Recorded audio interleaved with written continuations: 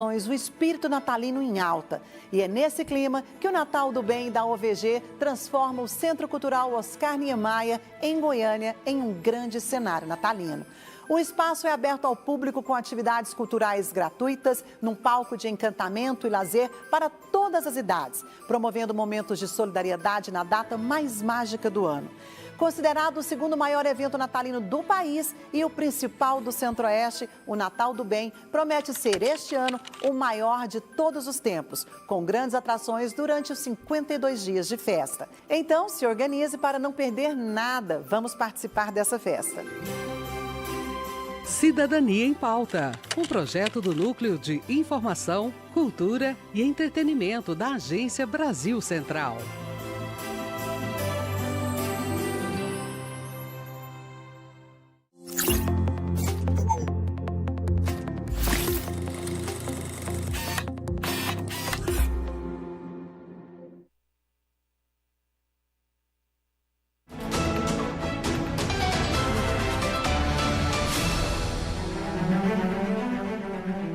A opinião dos nossos convidados é de inteira responsabilidade deles e não corresponde necessariamente à linha editorial da Brasil Central. Olá para você que nos acompanha, muito obrigado pelo carinho dessa audiência extraordinária que cresce a cada dia. Estamos ao vivo pela TV Alego, pela TV Brasil Central, pela RBC-FM, pela Rádio Brasil Central AM e pelo nosso YouTube, que tá bombando até o final do ano. Nosso objetivo é chegarmos a 400 mil inscritos. Já somos mais de 50 milhões de visualizações. Comigo sempre gigantes debatedores antagônicos para que você em casa possa tirar a sua própria conclusão a respeito dos assuntos políticos debatidos no programa. Aqui brigam as ideias e não as pessoas. O TBC Debate de hoje tem os seguintes destaques. Governo Lula tenta contornar crise instalada com divulgação da visita da dama do tráfico a ministérios e o pagamento de uma viagem dela à capital federal com dinheiro público. Fui a Brasília recentemente, como postei nas minhas redes sociais. Essa minha ida, ela foi paga pelo Ministério dos Direitos Humanos. Esse é o assunto da nossa pergunta do dia. Relator do orçamento de 2024 confirma que meta fiscal será de déficit zero. Ministro das Relações Institucionais disse que Lula nunca falou em mudar a meta, mas dificilmente chegaremos à meta zero. E veja também, parlamentares de oposição ao atual governo vão aos Estados Unidos defender o que consideram violação da liberdade de expressão no Brasil. Infelizmente, os nossos superiores e tribunais não têm tomado as devidas decisões corretas do nosso país.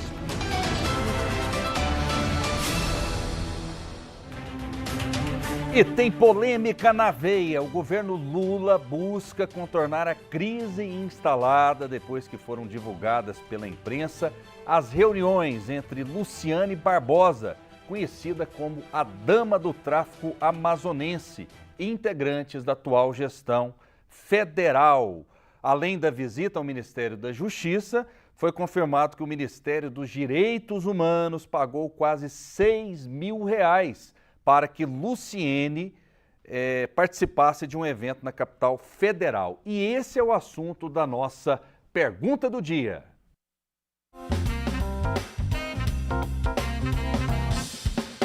O presidente Lula se encontra diante de um dilema em meio ao escândalo envolvendo o ministro da Justiça Flávio Dino e o episódio da dama do tráfico. Ciente de que o governo é impactado pelas consequências desses acontecimentos, Lula consultou ministros se a melhor abordagem seria defender o ministro ou permanecer em silêncio. A decisão inicial foi aguardar para avaliar se a situação se acalmaria. Após 24 horas, a orientação foi defender Flávio Dino. Mas, nos bastidores do governo, há a percepção de que o ministro representa um problema que precisa ser solucionado para evitar um agravamento na popularidade do governo que já está em queda. Interlocutores afirmam que o presidente recebeu a sugestão de indicar Flávio Dino para o Supremo Tribunal Federal como uma possível saída honrosa. E em meio ao envolvimento de outra pasta com o escândalo da dama do tráfico, o presidente da Câmara, Arthur Lira, recebeu um pedido de impeachment contra o ministro dos Direitos Humanos e Cidadania, Silvio Almeida. O requerimento, protocolado pelo deputado federal Rodrigo Valadares, do União Brasil de Sergipe, e assinado por outros 45 parlamentares, alega que o ministério chefiado por Silvio Almeida custeou pagamentos de passagens e diárias para Luciane Barbosa Farias, conhecida como a Dama do Tráfico Amazonense. De acordo com a Folha de São Paulo, o governo Lula gastou R$ 4.861 com as passagens de ida e volta entre Manaus e Brasília e R$ 1.047 com diárias, para que Luciane Farias participasse de um evento promovido pelo Ministério dos Direitos Humanos no início do mês. Fui a Brasília recentemente, como postei nas minhas redes sociais. Essa minha ida, ela foi paga pelo Ministério dos Direitos Humanos, né, porque estou como membro do Comitê de Prevenção e Combate à Tortura aqui do Estado do Amazonas.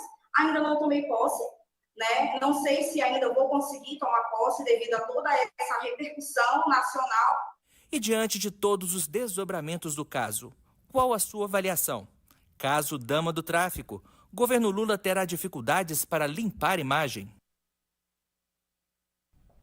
Polêmica na veia, literalmente, com dois gigantes debatedores. Hoje conosco, o grande advogado Danúbio Remy. Tudo bem? Seja bem-vindo. Tudo bem, Rafael, todos os telespectadores. Importante estar aqui mais uma vez para poder trazer ideias ao tanto dos contextos que nós estamos tendo aí na sociedade.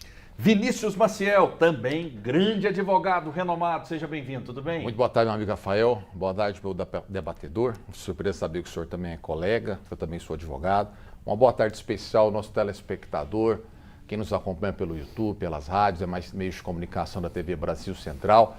É uma honra estar aqui mais uma vez, parabenizar o presidente Reginaldo, nosso governador Ronaldo Caiado, pela democracia, por incentivar esses debates de ideias, essa estimulação ao contraditório. E lembrando que o tema em questão a falar a respeito de presidente da República, né, de partidos trabalhadores, eles têm uma TV só para eles, não tem este debate.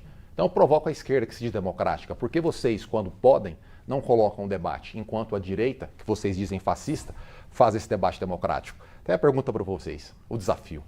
Muito bem, vamos lá então, vou começar com o senhor, com Vossa Excelência, Dama do Tráfico. O governo Lula vai ter dificuldade para limpar sua imagem e fale especificamente também a respeito dessa passagem que foi paga pelo Ministério. Eu imagino tantas pessoas que querem ir a Brasília, que querem se reunir ali com os ministros. Será que essas pessoas têm esse privilégio também? Eu não ouço falar com frequência desse artifício de pagar passagem para uma pessoa ir até Brasília. Rafael, não é de hoje que as facções se instalam nos poderes, seja legislativo, executivo e tem os do judiciário. Se nós fôssemos um país de fato democrático, que o judiciário fosse independente, já teríamos escândalos no sentido de membros do judiciário envolvidos com facções. Mas até o momento nós temos executivo e temos legislativo. Não em si o executivo federal, mas quando se fala de facções, há que se perceber que elas são muito inteligentes, são empreendedores, não são à toa que são o tamanho que lá hoje exercem influência no país, já até a nível mundial. E para você conseguir ampliar e concretizar esses tentáculos, você precisa de ter o quê? Capturar os locais onde você vai ter defesa das suas pautas. Não é por acaso, por exemplo, já teve ouvidor da Polícia Militar de São Paulo que foi afastado por ter ligação com facção, não é? Já teve carcereiro, nós temos diretor de presídio e agora essa questão da ONG. Qual o papel dessa ONG? O papel dessa ONG é procurar, em tese, a melhor qualidade, melhor tratamento para as pessoas que estão presas, no caso, lá no Amazonas. Não há dúvida que quem está preso tem que ter seus direitos humanos assistidos, tem que ter a saúde, tem que ter um local apto a receber aquelas pessoas que estão ali. Não podem ser masmorras, isso é inquestionável. De outro lado, a gente tem que levar em conscientização é o quê? Como que pode uma senhora casada com um faccionado, não é? Conhecido como Tio Patinhas, chefe da facção no Amazonas, ela condenada por lavagem de tráfico, porque facilmente o indivíduo colocava o patrimônio no nome dela. Ela, embora responda em liberdade, ela chegar com tão facilidade ao Ministério da Justiça, fica claro que não há uma filtragem, não há uma análise de quem vai àquele local, quem é que visita aquelas autoridades, não é? Nós temos que observar isso bem, porque você veja, eu não creio que por esta ocasião se pode colocar o PT, o Dino, etc., ligado com a facção. Não vejo razão nisso. Mas eu vejo uma grande omissão por parte deles. E não terem o devido cuidado, o devido pesquisa a respeito de quem lá visita. Porque se nós, pessoas comuns, conseguimos identificar de quem que se tratava, por que que eles não fizeram? Não é por acaso que após a repercussão, o MJ mudou no sentido de que quem vai encontrar e se reunir tem que passar seus dados e após 48 horas é que pode ter a reunião marcada. Então você perceba que não assumiram que erraram, mas corrigiram o que levou ao erro, levando a clara evidência que, de fato, assumiram que erraram, mas tem vergonha política e constrangimento de assumir que isso aconteceu. Danúbio Remy, qual a sua visão? Visão muito simples, Rafael. Primeiramente, eu não conheço na Constituição Federal, também no Código Penal, na legislação brasileira, nenhum instrumento em que você qualifica ou desqualifica a pessoa por ser esposa de traficante ou de bandido com transferência de responsabilidade. Apesar que eu não estou aqui para defender a pessoa. Agora, o que a gente vê é a criação muito forte no país, que não é só desse governo, eu sempre falo de todos os governos, é o que está se plantado no Brasil, da máquina que nós temos de informações falsas criadas, ou seja, informações artificiais. Criaram essa informação que o ex-presidente Jair Messias Bolsonaro estava relacionado com as milícias e tirou foto e recebeu pessoas ligadas a milícias no Planalto. Acusaram ele, inclusive, de estar relacionado ao crime da Marielle Franco e não se provaram nada em 2 anos.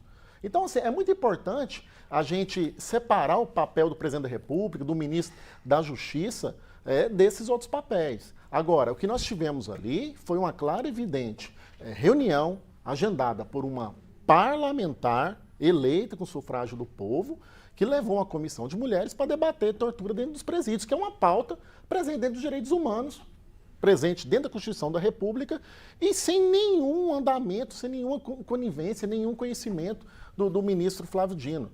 E aí estão tentando se pautar que isso está ferindo a imagem, que essa é a imagem do presidente que é de criminalizar o Brasil. Ou seja, não respeitando outros princípios que são importantes, entre deles o da presunção da inocência. E se a BIM, que é o departamento competente, conforme foi falado aqui pelo debatedor, estivesse fazendo um papel eficiente, com certeza em 8 de janeiro a gente não teria relógio doado pela França em 1808 sendo quebrado no palácio, nem invasão no palácio.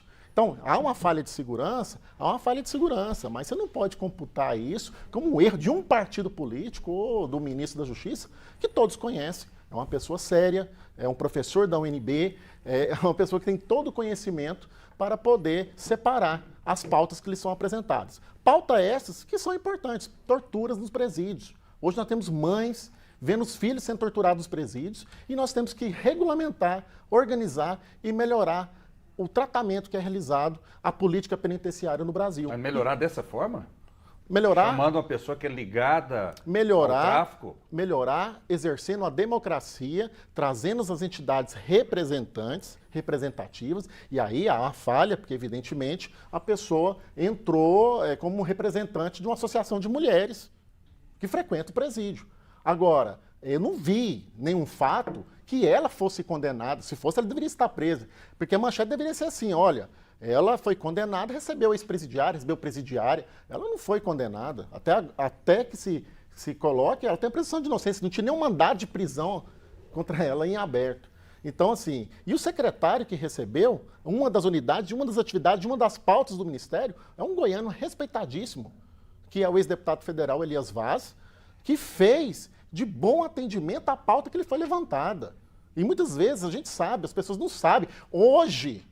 Hoje a imprensa goiana está fazendo um massacre, imprensa não, parcela da imprensa artificial, um massacre injusto e incoerente com o governador Ronaldo Caiado, porque ele recebeu e tirou foto com uma pessoa que foi presa. A gente não pode jamais aceitar esse tipo de comportamento, fazer esse tipo de paralelo, que um governante que governa toda a população, ele vai ter controle sobre o ato de terceiro ou responsabilidade. Então, partindo da presunção de inocência da pessoa e dos próprios governantes, é que eu repudio esse tipo de informação que faz mal. Não é para a esquerda, não. É para a direita, para a esquerda e para qualquer facção ou qualquer situação política do país. Eu acho que o seu comentário é muito inteligente, sem dúvida alguma. Agora, o Flávio Dino, indiscutivelmente, ele tem colecionado polêmicas e, na opinião de muitos analistas políticos, erros gravíssimos. Primeiro, no ato de 8 de janeiro, ele disse que não sabia de nada. Depois as imagens sumiram. Posteriormente, ele disse que a Polícia Federal estava a serviço de Luiz Inácio Lula da Silva. E agora ele diz que não sabia. Existe até uma conversa nos bastidores de Brasília de que o ministro Flávio Dino está ficando conhecido como o ministro não sabia. E aí, Flávio Dino está bem ou mal à frente do Ministério da Justiça? O Flávio Dino é um político. Ele foi juiz federal, virou deputado, foi governador por 2 vezes do Maranhão, se não me engano foi até senador por aquele estado, porém ele não deixou a política para então exercer um cargo técnico como é de ministro da Justiça. Acontece em fatos diversos, ele corre por X, né, anterior Twitter, para fazer comentários. E quando você politiza uma função que é técnica, você acaba que vira esse teto de vidro, já que toda hora você vai ter alguma razão para então ser criticado. Talvez ele pretenda ser futuro candidato a presidente da República, já imaginando uma sucessão presidencial. Ele é cotado. Não é? Talvez por isso é que ele insiste em ficar politizando aqueles temas que chegam, ele tome conhecimento. Então eu, na condição de, se pudesse sugerir algo, eu diria a ele para que ele focasse na missão dele, que é combate à criminalidade, combate às facções, observar a alta criminalidade, principalmente nos estados governados pela esquerda, em especial a Bahia, o Nordeste em si. Há notícias de que a polícia lá está no seu exercício como polícia, a quantidade de mortes por violentas, trocas de tiro, bate todos os recordes, e por ser um governo de esquerda, isso contraria aquilo que eles defendem, que é o Estado de Direitos Humanos. Agora, falando a respeito em si lá do Ministério da Justiça, quanto àquela moça, ao que diz a imprensa de forma geral, que ela foi condenada por lavagem de dinheiro e responde de liberdade. Por quê? O patrimônio do marido dela, chefe de facção, chamado Tio Patinhas, era colocado no nome dela. Localizaram dinheiro, imóveis, carros, e por conta disso fizeram conexão em lavagem de dinheiro. Ela foi denunciada e foi condenada em primeiro grau, porém responde em liberdade. Aí, o que eu cito? Se você tem uma ONG que cuida do interesse de presidiários e vai colocá-lo justamente para uma pessoa que vai chamar a atenção, deveria o quê? Os diretores dessa ONG terem refletido. Colocado uma pessoa da advocacia, uma outra pessoa qualquer que não tem qualquer ligação direta com facção ou algum criminoso. Foi proposital? Não falo que é proposital. Talvez tenha sido por culpa, por inocência, mas relacionado em si ao Ministério da Justiça, aos parlamentares que receberam aquela senhora, eu vejo Boulos. Me pareceu muita intimidade com ela. Né? E outros indivíduos famosos da esquerda a nível federal. Mas quanto a receber o senhor no negaria MJ... uma foto, por exemplo? O senhor também negaria uma foto? Algum admirador que gosta do trabalho de vocês, que acompanha vocês nos programas que vocês participam em televisão, vem tirar foto, você vai perguntar para a pessoa quem você é, qual o seu CPF, qual a sua... me passe aí a sua certidão negativa ou certidão positiva. Isso não existe também, né? Tirar foto é uma situação diferente, não é, Rafael? Não é à toa que ele colocou muito bem a respeito do Ronaldo Caiado, ao fato de ontem para hoje. Porém, quanto ao respeito de receber no seu gabinete, tratar a respeito, pagar a passagem, então você teve que ter uma disponibilização de endereço, de documentos pessoais, para então que essa passagem fosse reservada, o hotel fosse reservado e essa pessoa fosse recebida. Em relação a audiências, tem que ter um filtro, não é? Claro. Tem que ter um filtro. Danúbio, para a gente fechar esse assunto e irmos para o próximo. Eu vejo de forma muito simples e bem objetiva também. Uma organização não governamental, ela recebe recursos para poder realizar políticas públicas. Eu não vejo a possibilidade de um pastor de igreja representar a mulher de ex-presidiário. Então, quem vai representar a mulher de presidiário ou de ex-presidiário é mulher de ex-presidiário, não é pastor de igreja. Então, e o sistema democrático brasileiro, ele permite esse tipo de debate. Graças a Deus e ao STF, que condenam tanto, hoje ainda vivemos em uma democracia, em que nós temos pesos e contrapesos, e o principal deles é a gente tolerar e saber conviver com esse tipo de gente, ou seja, inclusive com bandido. A gente não tem no Brasil a prática de autoextermínio, que até eu vejo que é um erro do presidente Lula ficar condenando Israel aí, de praticar uma guerra, atacar as pessoas ou assassinar ou pena de morte, ou que seja, para poder atingir aqueles que nós não concordamos ou que atendem o Estado Democrático de Direito. Então, para isso, existe o poder judiciário e existe o poder político. Eu vejo que faz parte do debate democrático, ela estava no lugar correto, defendendo a pauta que, se ela é válida ou não, se vai ser executada, ela estava sendo agendada, repito, não por uma ex-presidiária, mas por uma deputada federal eleita com sufrágio que defende uma pauta que é contra a tortura nos presídios. Ok, vamos lá. O presidente até Lula... Até uma coincidência, para encerrar. Você pega facções, elas torturam e matam pessoas. E você tem uma mulher que é esposa de um faccionado, condenada por lavagem de dinheiro. De modo que é até contraditório, é até irônico uma senhora dessa defender ser contra torturas nos presídios, enquanto o grupo que, ao menos o marido dela faz parte, tortura pessoas na rua. Então, por isso que as pessoas têm que refletir quem que coloca para representar determinados direitos. Poderia ter pego uma advogada sem qualquer ligação direta ou indireta com qualquer facção, qualquer criminoso, uma advogada da área criminalista, você sabe que não tem que estar ligação para atuar, estaria defendendo e talvez até com maior dedicação para não ter ser politicamente exposto. E digo mais, se o MJ não tivesse reconhecido que errou, não teria feito o critério de 48 horas, Rafael. Agora vão aferir se é politicamente exposta, vão aferir se responde processo criminal, para então não haver essa questão que houve. O que de fato aconteceu? Houve um grande vacilo, que agora eles vão corrigir. Não é à toa que agora são 48 horas para ter qualquer reunião no MJ. Vamos a mais um assunto. O presidente Lula não deverá pedir ao Congresso que altere a meta de déficit zero estabelecida na Lei de Diretrizes Orçamentárias para 2024. O chefe do Executivo foi convencido pelo ministro da Fazenda, Fernando Haddad, a manter previsão e, se necessário, ajustá-la apenas no próximo ano. A estratégia dá fôlego à equipe econômica para pressionar deputados e senadores a aprovarem projetos que garantam aumento de receitas para os cofres da União no ano que vem. Haddad sempre foi contra alterar a previsão da meta, mas a discussão sobre a possibilidade de emenda ser apresentada ao projeto da LDO havia ganhado força no governo. O ministro das Relações Institucionais, Alexandre Padilha, afirmou em entrevista que Lula nunca falou em mudar a meta fiscal. No entanto, em 27 de outubro, o presidente disse sim que o mercado cobra uma meta que sabe que não vai ser cumprida. Vamos acompanhar as falas de Luiz Inácio Lula da Silva sobre esse assunto. Vocês que criaram expectativa sobre a interpretação que fazem e a especulação que é feita. O presidente, ao falar isso, nunca disse que ia mudar a meta fiscal. Nunca. Então eu acho que muitas vezes o mercado é ganancioso demais e fica cobrando uma meta que ele sabe que não vai ser cumprida. Sabe? Então, eu sei da disposição do Haddad, sei da vontade do Haddad, sei da minha disposição.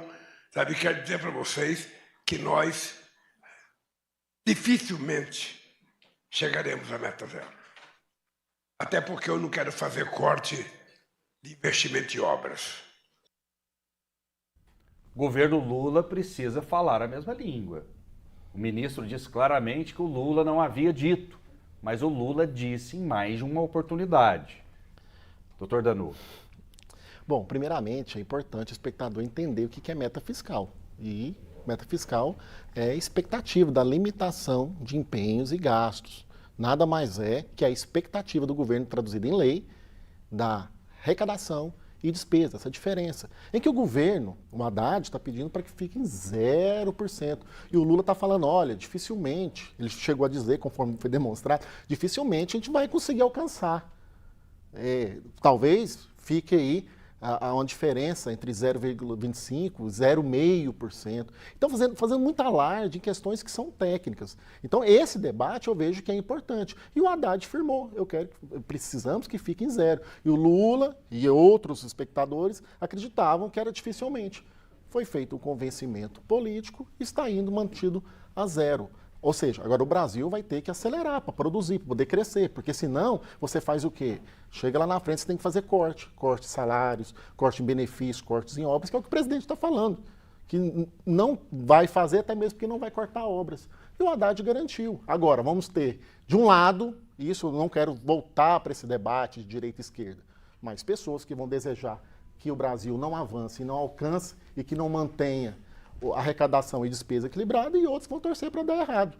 Se der errado, pode haver o crime de responsabilidade, pode haver pedalado, pode haver várias situações. Então isso envolve uma situação muito técnica, em que, mais uma vez, jogam-se dentro da política da direita e esquerda. Mas é muito importante a gente entender, os desempregos no Brasil não aumentaram, está fechando o ano, expectativa de aumento do salário mínimo e os dados estão sendo positivos, apesar de sair de uma pandemia e de um governo que, muitas das vezes, em muitos dos pontos, não conseguiu cumprir a expectativa do povo brasileiro. Vinícius Maciel. Eu me lembro da época do governo Bolsonaro, que ele conversava fiado demais a respeito da Petrobras, e uma das ocasiões, logo após a reunião, houve uma queda muito grande das ações da Petrobras, e uma pessoa lá de dentro comprou e ganhou coisa de mais de milhões, por conta da conversa política. Então, o que eu quero dizer? O político ele tem que se limitar na ponto que é da política. Embora ele seja o chefe do Haddad, ou o Bolsonaro naquela época do presidente da Petrobras, não se pode politizar temas econômicos, temas administrativos, temas de execução. O Lula notoriamente não sabe de economia. E ele deve ter ouvido a palavra do ministro da Casa Civil, que é o que diz, para falar no sentido de que a meta não seria alcançada. Só que o que acontece? O mercado ele significa expectativa. Ele trabalha com o quê? Se tem aquela meta e todo mundo sabe que o governo não pode gastar mais do que arrecada, nem do jeito que você, que é telespectador, tem que ter esse orçamento na sua casa, nunca gastando mais do que você recebe. Quando você vira e fala que não está nem aí, que não importa, você cria uma expectativa no sentido de que você vai gastar mais. E gastando mais, aumenta juro, aumenta a inflação. E o governo se endivida mais. E aí, do mesmo jeito, é quando se fala o quê? Do Lula, quando dá essa expectativa. Você reflete na alta do dólar, você reflete na taxa de juros, atrapalhando que depois vem o Banco Central os reduza. Então, por isso que o Haddad veio e tentou consertar a fala do Lula. Então, o que acontece? O Haddad, ele tem essa boa intenção dele em fazer alcançar essa meta, embora não seja real que chegue. Só que o Lula, ele ainda não está convencido a respeito disso e pensa que ele não concorde com isso. Mas, no mais das vezes, eu preocupo muito a respeito deste governo, porque ele não preocupa com o crescimento econômico do país. Ele procura apenas em impostos. Arrecadar, arrecadar, arrecadar, e taxar, e criar e aumentar alíquotas. Então, historicamente, a nível mundial e historicamente na vida humana, países e grupos que sempre insistiram por colocar impostos, no passar do tempo, eles sempre deram errado. A atividade econômica agora, no último trimestre, se me falha a memória, dados de hoje, caiu 0,69%. E já vem caindo. Então, se indicar essa sinalização, daqui a um ano nós já estamos numa recessão técnica. Então, isso que eu provoco. Nós temos que reduzir o Estado. Tem muitos gastos, reforma administrativa que o PT insiste em não querer. Fazer com que o Estado foque naquilo que é importante a ele. Veja a questão das estatais. Nos últimos 5 anos, é o primeiro ano agora que fecharam em prejuízo contábil geral. 6 bilhões de prejuízo. Nós temos que tirar dinheiro da saúde, da educação, da infraestrutura para bancar uma gestão de petista nas empresas estatais. Enquanto só houve prejuízo nos últimos 5 anos, num pouco período da época da pandemia. Então você perceba, de 5 anos para cá, agora que retorna essa situação. Por conta de quê? A gestão política e não técnicas estatais. E especialmente quando o PT agora, junto com seus afiliados, PCdoB, etc., tentam a todo custo revogar a lei das estatais, feita pelo Michel Temer, justamente pelo que houve na época da Lava Jato, para o quê? Colocar os seus amigos dentro da administração dessas empresas, não as pessoas que são técnicas. Mais um assunto para o debate. O presidente Lula conversou por telefone na última quarta-feira com o presidente de Israel, Isaac Herzog. De acordo com o Palácio do Planalto, Herzog pediu para Lula reforçar seu apelo pela liberação dos reféns feitos por Hamas. Lula se comprometeu com esse pedido e agradeceu a ajuda de Israel no processo de repatriação dos 32 brasileiros que estavam na faixa de Gaza. Lula disse que uma outra lista está sendo preparada e Herzog afirmou que a saída dos brasileiros será feita com a devida rapidez. Ainda na conversa, Lula reforçou o repúdio a atos de antissemitismo e ressaltou a tradição do Brasil na busca pela paz.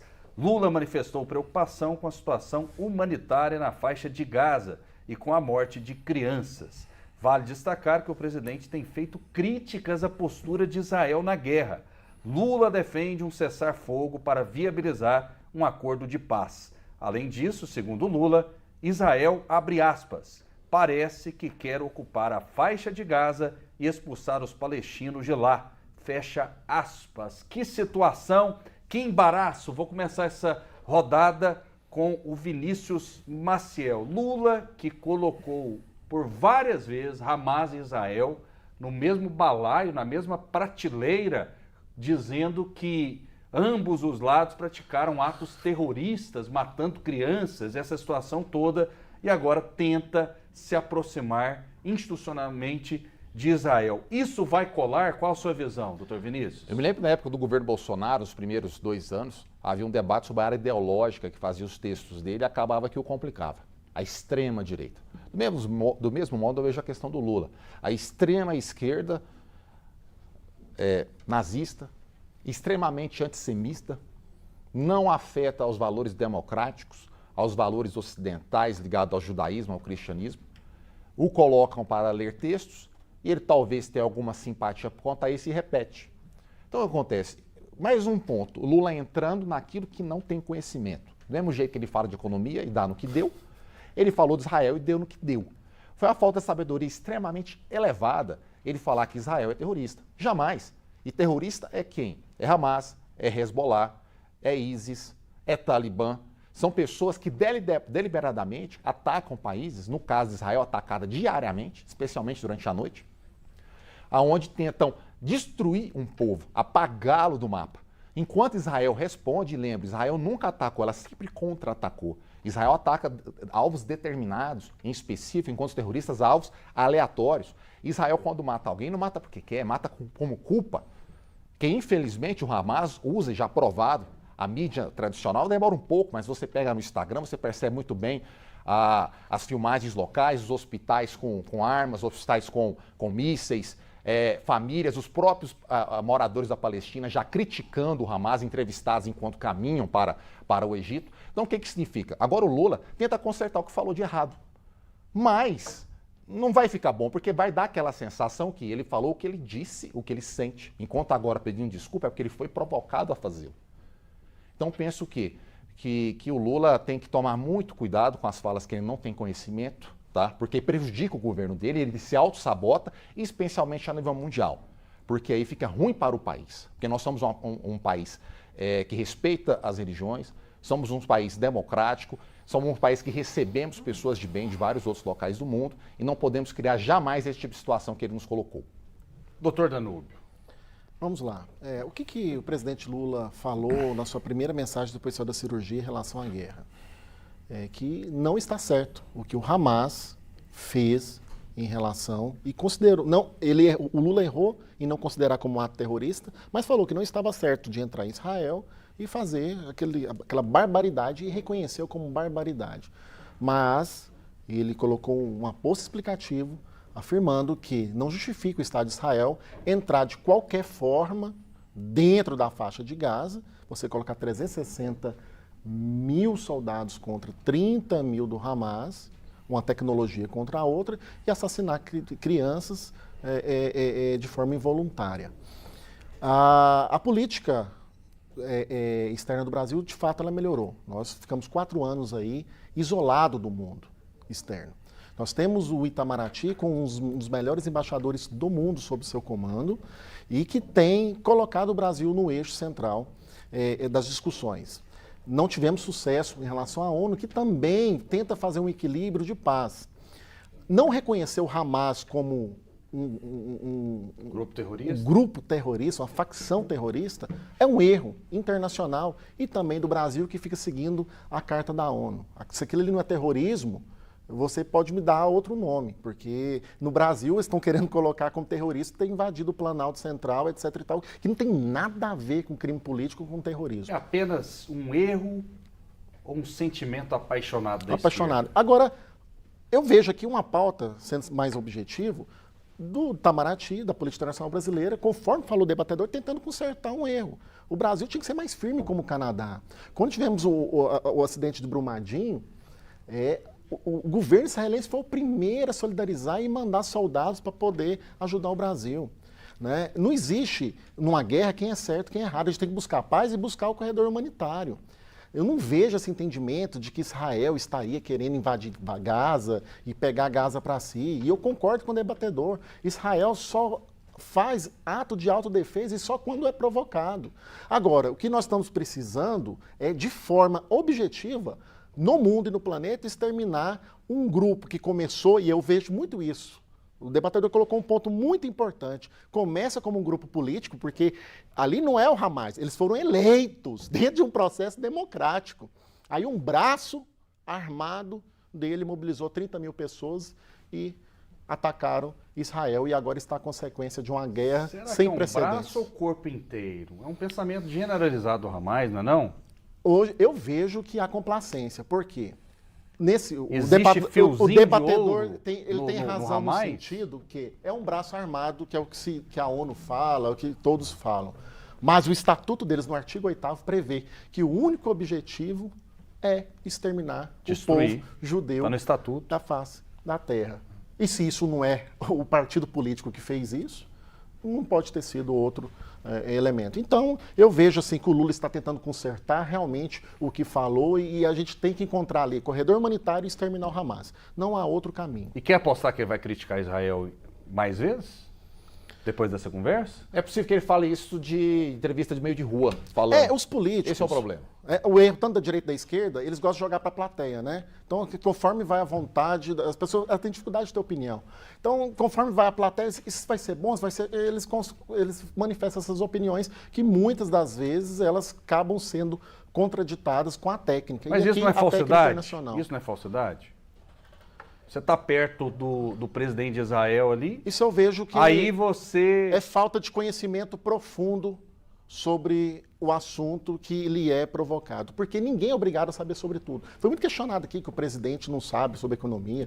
Eu duvido muito que um ex-deputado constituinte é presidente por 3 vezes, você fica 4 anos apenas na Universidade de Economia. Você falar que um presidente por 3 vezes não entende economia, né? Evidentemente que ninguém entende todas as pautas. Ali você tem uma assessoria muito forte. Então, eu vejo na política internacional a mesma coisa. Nós temos um corpo diplomático que está organizando a política internacional do Brasil, que está indo muito bem, por sinal. Nós ficamos 4 anos isolados e agora nós estamos corrigindo. E eu vejo esse ato, respondendo à pergunta inicial, como um ato de autocorreção do Brasil em se posicionando em relação à guerra. Ou seja, você estava muito à esquerda, muito ao Hamas, muito a um ponto que você precisa centrar. Se você quer paz, tem os dois lados ceder. E o que vem aqui pedindo aqui é simplesmente liberte. Porque está todo mundo falando assim das pessoas que morrem em Gaza, dos hospitais de Gaza. Mas esquece que nós temos hoje 240 israelenses sendo torturados. E mais, só para finalizar, eu não vi o governo brasileiro, eu não vi a política brasileira, e até do próprio governo Lula, se convalecer com 3 brasileiros que foram brutalmente assassinados pelo Hamas em Israel. Verdade. Não teve nenhuma nota, né? Pelo menos que eu tenha conhecimento. Se eu estiver enganado, nota de Twitter, a gente corrige. Nota aqui. de Twitter, ela não pode, né, convalescer. E por outro lado, ficou todo esse aparato para trazer 32 das pessoas que estavam lá em Gaza, e depois vai ter toda essa discussão, porque tem até um lá que fez livre manifestação terrorista. Porque no Brasil nós estamos, eu não estou fazendo defesa, porque todos sabem que eu repudio muito o ato de 8 de janeiro, mas teve muitas pessoas que foram presas lá porque escreveram na internet. Agora nós temos no Brasil uma pessoa que eu acho que também não é crime, ou sei lá, não sei se existe crime de incentivar o terrorismo ou forma tentada, mas nós temos uma pessoa que realmente escreveu que deveria jogar uma bomba. Eu estou com essa notícia aqui, vamos lá que a gente já fala sobre ela. O palestino naturalizado brasileiro, Hassan Rabi, apagou uma publicação em rede social no ano de 2015. Nela, segundo informações da TV Globo, ele dizia, abre aspas, não queremos violência, mas acho que este é o momento certo para explodir um ônibus em Israel, fecha aspas. Ao ser questionado, ele disse que não se lembrava, mas não descartava ter escrito isso no momento de raiva. Hassan é apoiador de Lula e falou em ter orgulho do governo petista. Na foto, ele é abraçado pelo presidente Lula ao pousar no seu país. Vou começar com o Dr. Danúbio, essa rodada que ele estava falando sobre isso. E aí, doutor Danúbio, incentivo ao terrorismo é um caminho perigoso? Eu tenho vontade de falar que eu também sou a favor de explodir um ônibus em Israel, mas com todos os comandantes do Hamas dentro, porque é um absurdo o que uma pessoa dessa fala. Evidentemente que a gente chega num patamar absurda. A questão do processo de naturalização dele a gente não conhece. Evidentemente, ele deve ter casado com uma brasileira abençoada que deve ter mudado ou ele mudou para Gaza atrás dela. Tem que ter um processo de naturalização conforme pela legislação internacional. Agora, mais uma vez, não dá para a gente querer juntar o presidente Luiz Inácio Lula da Silva com o Hamas por causa de uma pessoa inconsequente que faz uma manifestação dessa. Assim como tem muitas barbaridades também provocadas e acometidas pelos soldados de Israel. Então a gente não pode centralizar isso como atividade política do presidente Lula da Silva, que conforme o debatedor colocou, por que o serviço de inteligência não verificou que essa pessoa fez essa mensagem?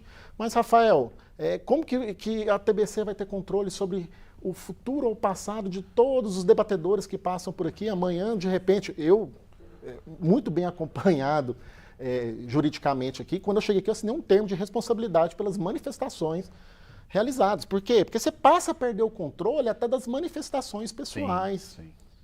E aí, de repente, fala, por que você não pegou uma declaração de responsabilidade? Então, evidentemente, a gente está em guerra. Se nós estamos em guerra, tem muitas atividades que elas têm um critério-tempo aí num gráfico cartesiano que deve ser controlado. O que me deixa um tanto quanto perplexo, até falando da questão política, que é claro que todo político quer capitalizar para ele. Mas será que o governo Lula se esquece que nós estamos num país cristão, né? E que toda a nossa base da sociedade ela é judaica cristã, não é verdade? E que nós temos aqui a maioria de católicos, evangélicos, espíritas, pessoas que professam a fé cristã. E aí, de repente, o governo brasileiro quer mergulhar num oceano um tanto quanto perigoso, porque nos países muçulmanos tem pena de morte para gay, sabia disso? As mulheres não têm praticamente nenhum direito, não são respeitadas. Os direitos humanos são violados à torta e à direita. E a esquerda, que diz apoiar as minorias, mergulha numa paixão gigantesca pelo Hamas e por muita teoria muçulmana, doutor Vinícius. Olha, no Instagram, vários vídeos, líderes de Dubai, Abu Dhabi, esses países de petróleo que se desenvolveram, países islâmicos, que têm muito contato com o mundo ocidental, eles, inclusive de 2017, não me lembro o nome agora do sheik, ele falava a respeito do Ocidente, ele até falou em inglês, tá, senhor, me permita, eu vou falar em inglês, não a mulher, a repórter, eu vou tomar nota, não fique tranquila, vai ser em inglês. Vocês com suas políticas de direitos humanos estão recebendo o que há de lixo no Oriente Médio. São pessoas que vão provocar os terroristas e etc. nos seus países. Vocês têm que refletir a respeito disso, porque aqui eles estariam presos, mas para vocês são refugiados. Então o que eu contextualizo quanto a esse indivíduo? Ele deveria ser imediatamente deportado. Porque esse tipo de comportamento, não há dúvida que ele deve repetir de uma forma ou de outra, ele pensa isso. E nós temos que prevenir com estes grupos. Porque eles chegam, eles crescem de uma forma muito rápida e se multiplicam. E quando a gente percebe, os nossos direitos ocidentais, democráticos, liberdade de expressão, começam a ser limitados naquelas regiões onde esses indivíduos habitam. Você pega no Canadá, está comumente isso. Agora, recentemente, um alto cargo do governo canadense falou que a política internacional dele será prezada pelo pragmatismo e defesa dos valores canadenses. Justamente porque, quando chegou-se os refugiados, permitiu que fizessem o que quisessem. E agora estão tendo problemas internos. Na Alemanha, do mesmo jeito. Começaram a refletir a respeito, inclusive, de deportação. O Macron está sendo cobrado nesse sentido. Por quê? Se o indivíduo fala que tem que estourar um ônibus com os judeus dentro, eu não há dúvida, isso foi há 8 anos. Agora fala que não se lembra, que não viu, etc. É o sentimento que ele tem. Quem me dera que talvez ele tenha contato algum tipo com o Hamas. Ou alguma outra ligação com alguma facção terrorista. Você pegamos esses dias, esse indivíduo preso aqui no Brasil, cooptado pelo Hezbollah para tentar atentado terrorista no Brasil. Eu aqui em Goiânia vi um carro com a placa do Acre que tinha uma bandeira aludindo o Talibã. Não mais. Talibã. Ele, se me permite, falou que foi no momento de raiva, ou seja, ele veio de lá com essa raiva no coração para dentro do Brasil. Quem garante que não vai descontar essa raiva dentro do Brasil futuramente ou praticar semitismo contra um judeu? Agora, acertou o debatedor. Entrar com processo de deportação, garantir ampla defesa. Também a gente não pode colocar uma situação midiática e política. Abre um processo de deportação, qualquer deputado federal que não concordar, ou qualquer entidade. A Ordem dos Advogados do Brasil mesmo deveria pedir um pedido de deportação, conferir a ampla defesa, a Defensoria Pública talvez o defende, e aí vão para o julgamento, talvez até internacional, de onde deve estar esse indivíduo. Olha só, a primeira-dama do Brasil, Janja da Silva, participou por vídeo do evento Todos pela Paz na Palestina, realizado ontem na Turquia. Para Janja, direito à defesa tem limites. Ela pediu cessar fogo em Gaza. Vamos acompanhar o que disse a primeira-dama. Jamais imaginei que depois da Segunda Guerra Mundial e de todos os seus horrores, nós teríamos que assistir ao massacre de bebês, de crianças e jovens. É intolerável. Os civis devem ser protegidos como exigem as leis e convenções internacionais. Por isso se aprofunda cada dia a necessidade de um cessar-fogo imediato e a abertura dos corredores humanitários para a entrada de medicamentos e alimentação. E mais urgente ainda é o fim desse conflito. Os homens que lideram e apoiam essa guerra precisam entender que o diálogo deve prevalecer sobre as armas e que mesmo a guerra e o direito à defesa têm regras e limites. Quando lê alguma coisa. Muito bem, esse o pensamento da Janja. Agora eu queria ver a senhora primeira-dama, Janja da Silva, ela participar de ato a favor de Israel, né? A favor das vítimas de centenas de israelitas que foram massacrados ali pelo Hamas de maneira covarde. Será que isso vai acontecer? Começa essa rodada com o doutor Vinícius Maciel. Olha, a Janja, o que dizem para os próprios petistas, não andam gostando do comportamento dela junto à presidência da República, como se fosse uma primeira-ministra, não é?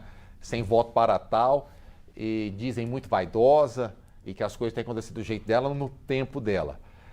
Essa semana passada ela teve uma fala a respeito do Biden e de um outro líder mundial, no sentido de que não precisava deles. Então eu penso que tem que ter muita cautela para se tratar a respeito de outros países e para se tratar de temas que a gente não domina, conforme eu falei antes.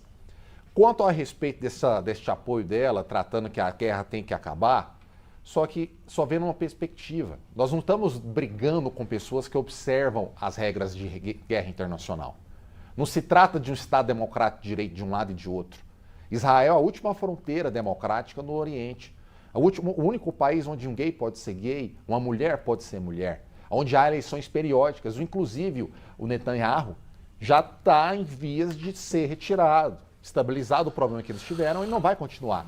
Enquanto, de outro lado, especialmente no Irã, que inclusive teve navio aqui no começo do mandato do Lula, no início do ano, são regimes teocráticos, regimes de exceção, regimes onde uma mulher, recentemente uma menina de 16 anos, que ousou desrespeitar a polícia da moralidade, foi assassinada, porque não queria colocar o lenço na cabeça. Então, o que eu falo quanto à Janja? Se você toma lado de um lado, você tem que falar do outro, porque nós estamos na democracia. Sob pena de ser identificado como de um lado só. E a respeito de Israel, para concluir quanto ao Hamas, se você parar, você fortalece o Hamas. Você tem que ir até o fim para destruí-lo totalmente. Tirar todas as bases, não é à toa que a Israel está progredindo nesse sentido. Porque se ela faz o contrário, inclusive o ato do dia 7 de outubro, naquele momento havia um armistício, e que o Hamas, de forma inescrupulosa, foi o quebrou. Se a Israel vai aceita novamente, ela fica nesse ciclo vicioso, em que ela faz acordo e atacada, ela faz acordo e atacada. E chegou num ponto de inflexão de ela não aceita mais. E vou mais além, Israel não tem só que destruir o Hamas. Ela tem que aproveitar a oportunidade de migrar para o Líbano e destruir o Hezbollah também. E depois que isso for pacificado e retirado esses terroristas de lá, ou enfraquecidos, pega-se uma coesão internacional e tenta se implantar um direito naquele local. Que você imagina, são bilhões de dólares, por exemplo, mandados para a Palestina. E aquele pessoal vive na miséria. Se aqueles bilhões fossem destinados para infraestrutura, emprego, empreendedorismo daquelas pessoas, lá seriam a Suíça. Mas não. O Hamas e grupos terroristas usam simplesmente para mandar milhares de mísseis contra Israel mensalmente. Como, por exemplo, vi um caso, eles tiravam o sistema de água e de esgoto para fazer mísseis artesanais, deixando as pessoas sem água e sem esgoto, num local onde, inclusive, que a energia vem de Israel, que a água tratada vem de Israel. Então, o que significa? Ter paz com o terrorismo é jogar mais terrorismo. Então o que Israel tem que fazer? Destruir o Hamas, destruir o Hezbollah e outros grupos como o do IEM, que também ousam contra Israel, e lembrando quanto ao Irã, com que ele não insista. Não é por acaso que os Estados Unidos colocou uma força bélica digna de filme de Hollywood no Mar Vermelho, dizendo, se vir, a gente responde. E até o momento o Irã não foi. Doutor Danúbio, um minutinho. Um minuto. Primeiro, questão do papel da primeira-dama, né? A primeira-dama foi uma fábula criada no Brasil para poder substituir o sistema monárquico. Não tinha o que fazer com a rainha, criou a primeira-dama. Cada um dá o papel que quer e cada um tem seu valor. Fernando Collor colocou a Rosiane para poder cuidar da LBA, programas sociais. Bolsonaro colocou a Michele para poder cuidar de assuntos religiosos, mulheres, e só para poder afirmar que ele era imbrochável. E por último, nós temos a Janja, que está misturando um assunto que ela não entende absolutamente de nada e dando opinião na República. Primeira-dama, a não ser que nós, e eu faço defesa aqui, tenhamos uma primeira-dama efetiva, que trabalhe, que dê resultado, como a Gracinha Caiado faz no estado de Goiás, e olha o Natal que nós estamos tendo aqui, na própria TBC, aqui no estado de Goiás. Um dos mais bonitos do Brasil. Os mais bonitos do Brasil. A não ser que ela procure um papel específico, ela não tem, primeira-dama não tem papel nenhum na sociedade, mas forma opinião. E aí, nesse caso específico, ela está querendo se formar e se firmar como um líder da minoria. E, no caso, fazer uma defesa que não segue a política internacional. E nós estamos vendo aqui o quê? Fechando todo o nosso debate, que o Itamaraty está buscando corrigir essas deficiências de debates internos dentro da cúpula do Partido dos Trabalhadores, da própria Janja, que, como a gente sabe, é democrático, mas que possui tendências, pensamentos, sentimentos, e muitos deles muito à esquerda, exacerbado, que não deve ser correto. Eu sempre defendo que nós temos que buscar o mundo e o Brasil sempre mais ao centro. Vamos lá, mais notícias aqui. Eu vou pedir a colaboração de vocês, e vocês têm feito um debate maravilhoso para a gente registrar aqui todas as informações até o final do programa. O vice-líder da oposição, deputado federal Evair de Mello, do Progressistas, protocolou nas comissões de fiscalização financeira e controle de agricultura 2 requerimentos de convocação aos ministros da Secretaria-Geral da Presidência da República, Márcio Macedo, e do Desenvolvimento Agrário e Agricultura Familiar, Paulo Teixeira, para que eles prestem esclarecimentos sobre uma cartilha intitulada Caderno de Respostas ao MST. O site da Secretaria-Geral da Presidência da República mantém em suas páginas internas uma cartilha informativa do Movimento de Trabalhadores Sem Terra, ratificando o vínculo do governo federal com o grupo.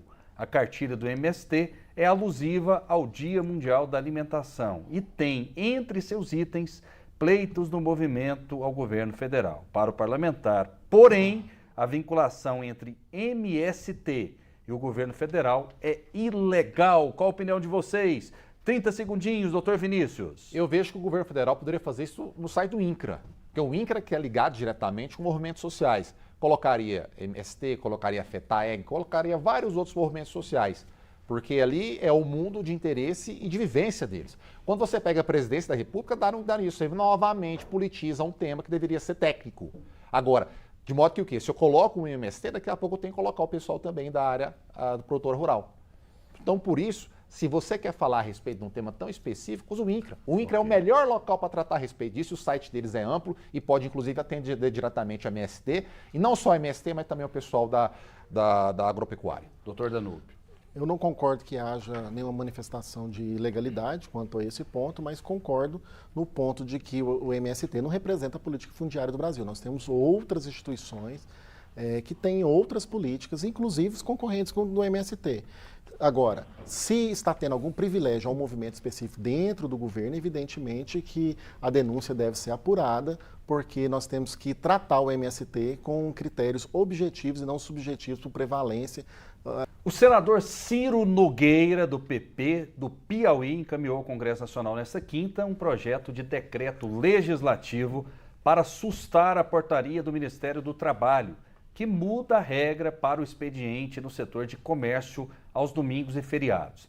Na justificativa, o congressista afirma que a portaria viola uma lei de setembro de 2019, que institui a Declaração de Direitos de Liberdade Econômica.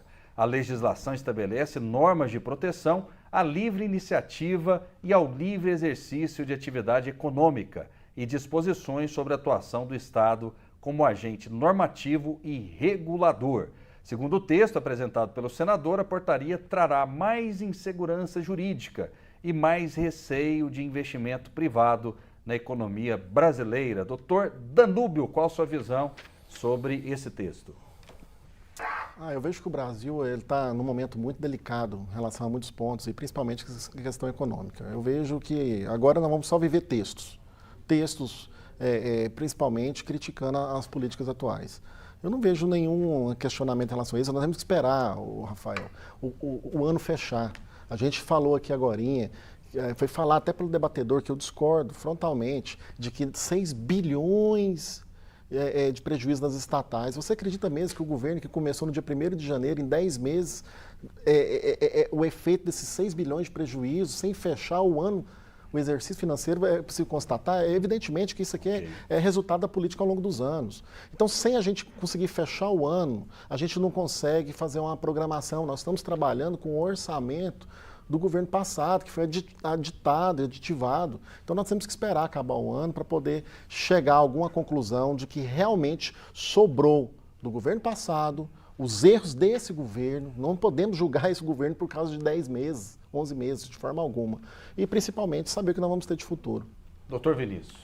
O Paulinho da Força que fez esta arte. O Paulinho da Força, sindicalista, entrou para o governo federal para fazer as pautas que defendem os sindicatos. Quer voltar a contribuição, quer voltar uma série de coisas. E ele colocou essa medida, qual o contexto dela? O Bolsonaro editou isso, conforme colocado na reportagem, no sentido de que trabalhos em feriados, você precisava apenas do acordo entre aquele grupo em específico e não um acordo de convenção coletiva. E aí, os sindicatos nunca gostaram disso. Independentemente do que for, evidentemente você tem um enfraquecimento do sindicato, porque ele deixa de deliberar a respeito daquele ponto. E aí, o tema, no dia 14, à noite, publicou-se essa portaria que foi vista ao longo do feriado e vem estourando agora. A Associação Brasileira dos Supermercados está indignada, dos shoppings está indignada. Porque você veja, nós estamos na democracia. Você não pode chegar e implantar uma coisa que prejudica sem debater a respeito com os grupos atingidos. Então, significa, uma mudança dessa deveria ser debatida, deliberada, tratada em conjunto com os grupos de interesse, mas não foi. Foi apenas imposta pelo Paulinho da Força. É mais uma vez aquilo que eu cito. Indivíduos em cargos técnicos implantando pautas ideológicas. O resultado que você tem é o quê? É problema político. Ok. Mais informações. O presidente Lula já anunciou data e local da sua próxima viagem internacional, a 15ª desde que tomou posse, há 10 meses. Entre 30 de novembro e 3 de dezembro, o presidente vai estar em Dubai, nos Emirados Árabes, durante a COP28. Mais uma viagem de Luiz Inácio Lula da Silva. Eu já vou emendar com outras informações aqui, porque 9 parlamentares da oposição, liderados pelo deputado Eduardo Bolsonaro, do PL de São Paulo, foram a Washington, capital dos Estados Unidos, para mostrar ao mundo o que alegam ser violações da liberdade de expressão no Brasil. Além do filho de Jair Bolsonaro, participam da comissão também os senadores Magno Malta, do PL do Espírito Santo, e Jorge Seife, do PL de Santa Catarina, e os deputados Altineu Cortez, PL Rio de Janeiro, delegado Ramagem, do PL do Rio de Janeiro, Júlia Zanata, do PL de Santa Catarina, capitão Alberto Neto, do PL, e Gustavo Gayer, do PL de Goiás. Vamos acompanhar o que disse 2 integrantes dessa comitiva. A gente deixou aqui bem claro e pedimos, uma posição, já que, infelizmente, os nossos superiores aí, tribunais não têm tomado as devidas decisões corretas do nosso país. Espero que isso aqui gere frutos para a justiça do nosso país. Nosso papel, pessoal, e os tribunais mundiais, eles existem exatamente para quando ocorre esse tipo de violação num país. Você recorre aos tribunais que são internacionais. Então nós, enquanto parlamentares do Brasil, estamos batendo em todas as portas, porque todo tipo de violação já foi feita no Brasil. E necessário se faz que esses tribunais internacionais venham em socorro ao Brasil.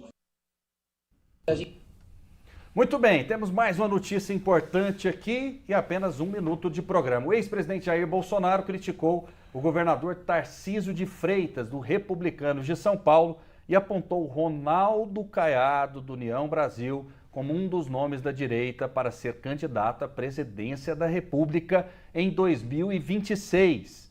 Em entrevista à Rádio Gaúcha, nesta quinta-feira, o ex-presidente disse que não está tudo certo na relação com o chefe do Executivo paulista e fez críticas à postura política do ex-ministro e afiliado político. Em seguida, indagado sobre quem poderia ser candidato a presidente, caso a inelegibilidade dele não seja revertida, citou Ronaldo Caiado, o próprio Tarcísio e o governador de Minas Gerais, Romeu Zema. Recentemente, Gustavo Gayer esteve aqui no TBC Debate e ele disse que, na leitura dele, Ronaldo Caiado seria o nome apoiado por Bolsonaro. Ronaldo Caiado merece esse crédito tão gigantesco e ele se credencia mesmo para ser o candidato do presidente da República para derrotar Lula nas próximas eleições?